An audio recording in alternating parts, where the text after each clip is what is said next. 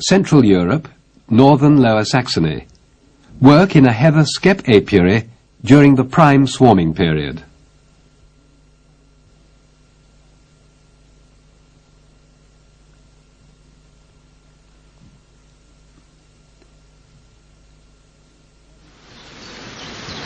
It is early June in the cultivated heathland area between Bremen and Hamburg. For the heather beekeepers on the Klintwort's bee farm, the season of most intensive work now begins.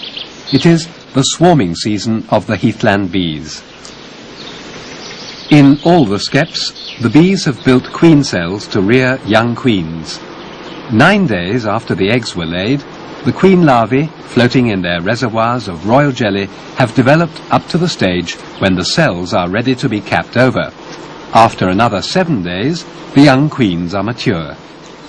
Sealed and unsealed queen cells are continuously checked and nurtured by the worker bees. Soon after the first queen cells have been capped over, the old queen leaves the skep, together with a few thousand workers, to found a new colony. If a prime swarm is not prevented from flying, it first settles close by, preferably under overhanging branches, where it forms a dense cluster.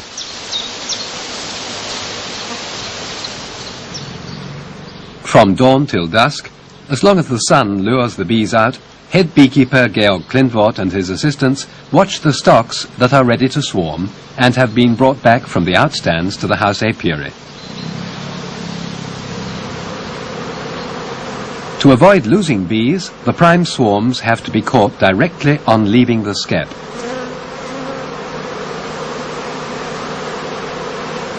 The experienced beekeeper can tell from their behavior at the entrance whether the bees are about to swarm. So he has to keep a continual watch on the flight entrances.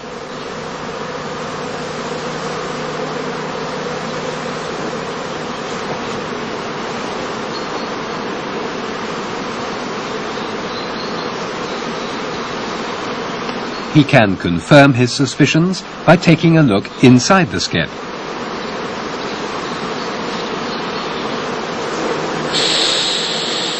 A large number of queen cells, some of which have already been capped, indicate that the stocks in these skeps are prepared for swarming.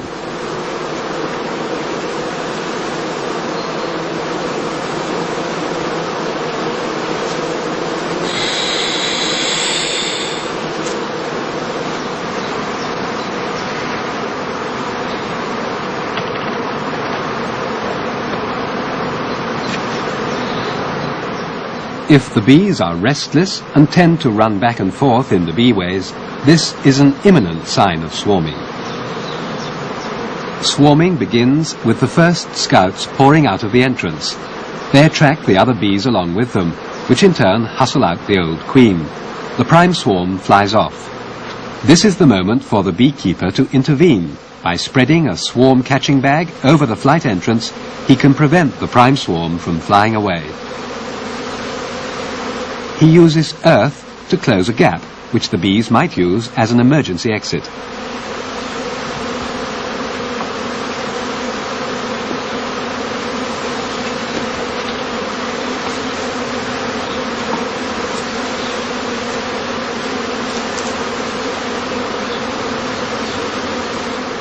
Each swarming skep is marked with a leafy twig or a wooden tag.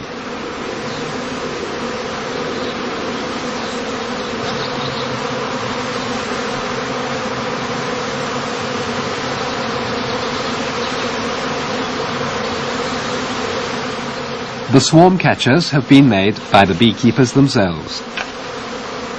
The bees are encouraged to enter the bag by raising it slightly above the level of the flight entrance. Otherwise, there is danger of the bees withdrawing into the skep again.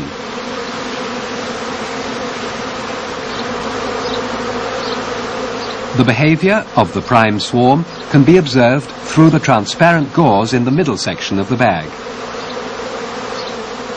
Also, the humming of the emerging bees is a good indicator of the progress of swarming.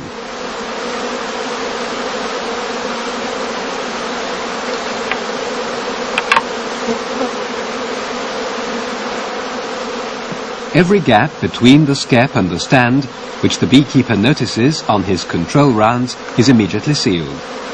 It's usually sufficient to surround the base with a cord.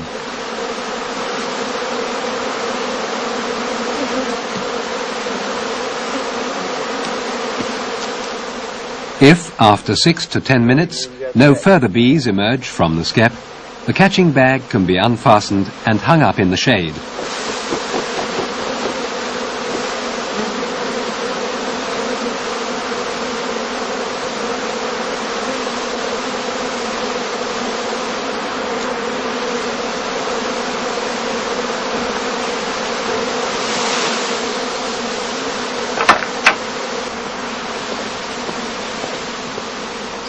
Under the shade of the shed roof, the bees gradually calm down.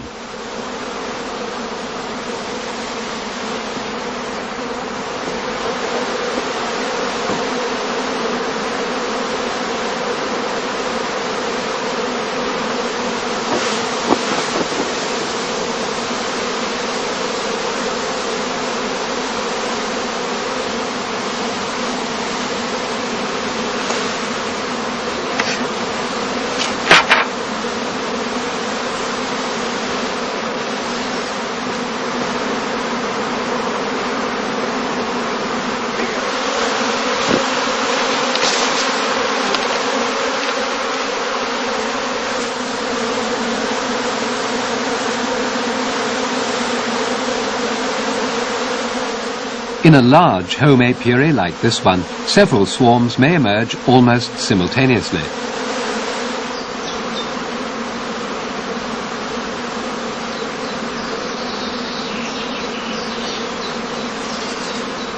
The experienced eye of the beekeeper can detect the first signs of swarming even at some distance and distinguish them from the customary warm weather activity at the flight entrance.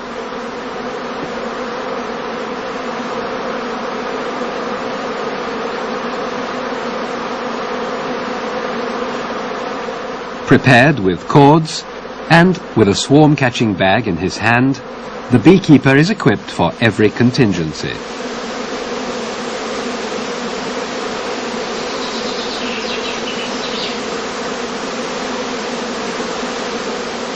Warm, sunny days and humid weather in particular encourage the bees to swarm. On such occasions, anything up to 50 prime swarms might emerge at the Klindworth's home apiary on a single day. In cooler weather, swarming occurs only sporadically. Just as in free-flying swarms, the bees in the shaded hanging bags collect around their queen to form the swarm cluster. If, on the other hand, the bees continue to move about restlessly while humming loudly, the queen is obviously absent. A queenless swarm will be released so that the bees can return to their home skep.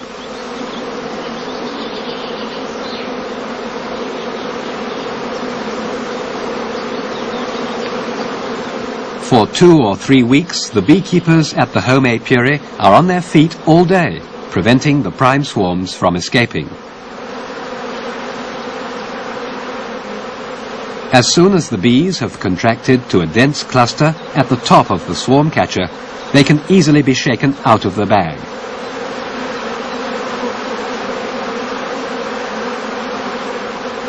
During the course of each swarming day, the prime swarms are packed in travelling boxes.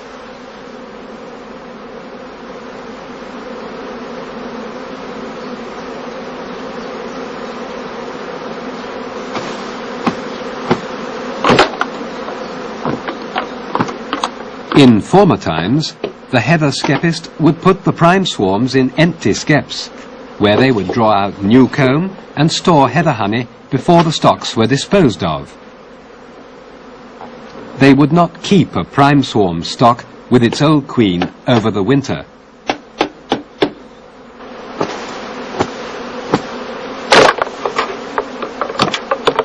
Today, the sale of prime swarms is a guaranteed source of income for the Klindworth apiary. Hive apiarists from as far afield as South Germany have already placed orders for swarms to upgrade their stocks. One prime swarm can provide them with anything from 2.5 to 4 pounds of bees. The same evening, the travelling boxes, provided with bee candy, are sent for dispatch by rail.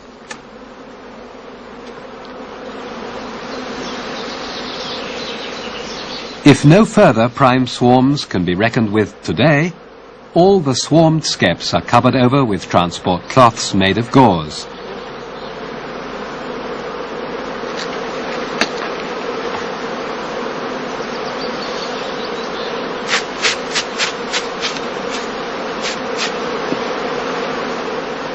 The flight entrances are left open until the evening, when the skeps are taken to the nearby outstand at Marshhorst, where the beekeeper waits for the second swarms, or casts, to emerge from the skeps.